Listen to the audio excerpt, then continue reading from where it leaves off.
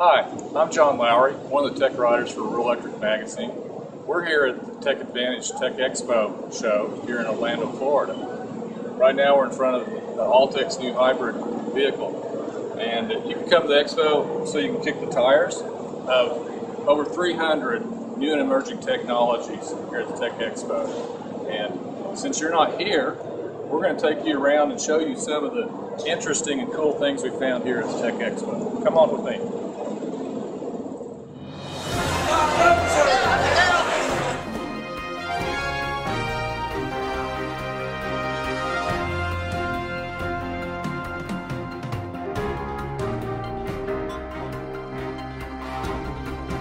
As you know, copper theft is a growing problem across the country, and we have with us Steve Oakes from Comscope and Lopez, one of the co-ops they've helped out with your Socorro Electric Co-op in New Mexico. And Richard, explain to us what your problem was real briefly. Well, we're very rural. We got about 11,500 square miles of service territory, about 3,400 miles of overhead distribution line. And in the rural areas, we use pole grounds that are pure copper. With the price of copper going up, about $4, probably more than that now, we're having people going out and stealing the pole grounds. And you know, 200 poles of pole grounds may be worth $800 to $1,000 on the market, but the cost to us could be up to $40,000 or $50,000 to go out and replace it. We replaced the pole grounds with copper again.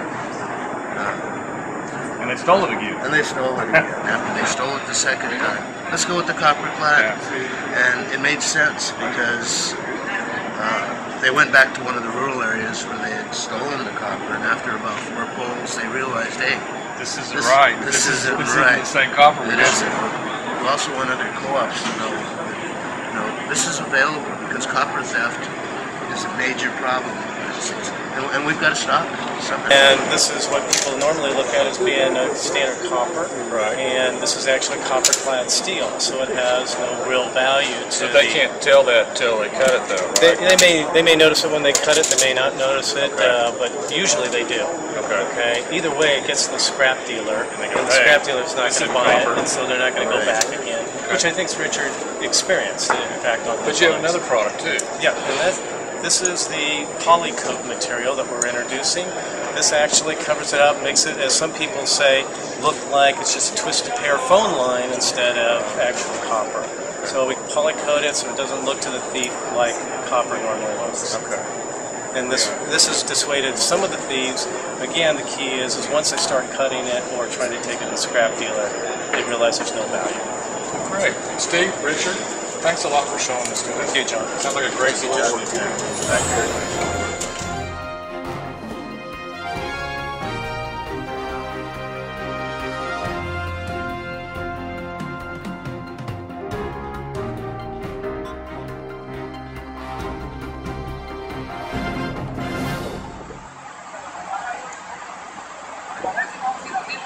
Good to see you, John. Wayne Bishop, Marketing Manager from Omicron Electronics. Okay, Wayne, I understand that you have a new way of addressing one of the critical needs in our industry, and that's training. The new bus. Can you show us what's on your bus? Sure. We're very happy and thrilled to show you our new roadshow bus. It's been launched this week for the NRECA TechAdvantage Conference. Great, let's go on the bus. Okay. Better? Wayne, it looks like you've really created a classroom that looks like a substation right here on your bus. Tell us a little more.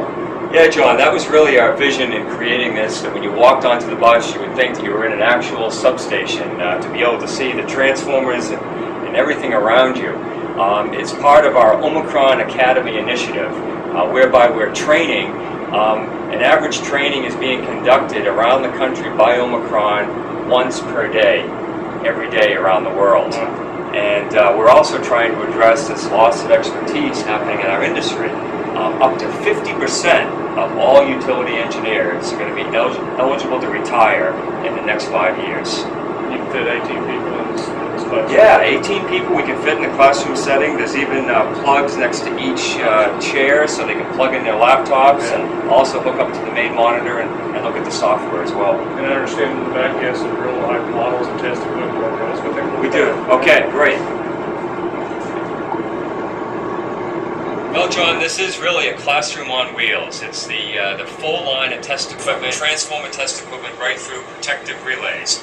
Here you see an actual test set being hooked up to a old GE relay, but we can also test the newer relays as well, the full gamut of relays.